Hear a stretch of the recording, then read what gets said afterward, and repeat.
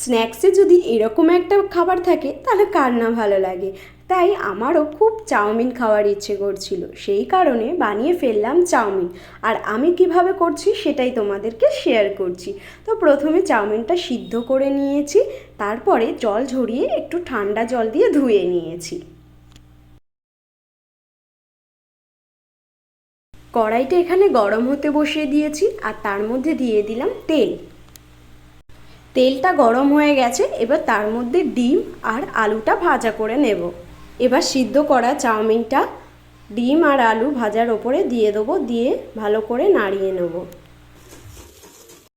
উপর থেকে টমেটো সসটা দিয়ে দেবো আর একটু ম্যাগি মশলা দিয়ে দেবো, দিয়ে ভালো করে নাড়িয়ে নিয়ে রেডি হয়ে গেল আমার চাউমিন। চাউমিনটা এখানে নামিয়ে নিয়েছি আর ওপর থেকে টমেটো সস, পেঁয়াজ কুচি আর লঙ্কা কুচি দিয়ে দিয়েছি। তো ফাইনালি আমার রেডি হয়ে গেছে চাউমিন। কেমন লাগলো অবশ্যই জানিও। এবার পরিবেশন করব সবাইকে।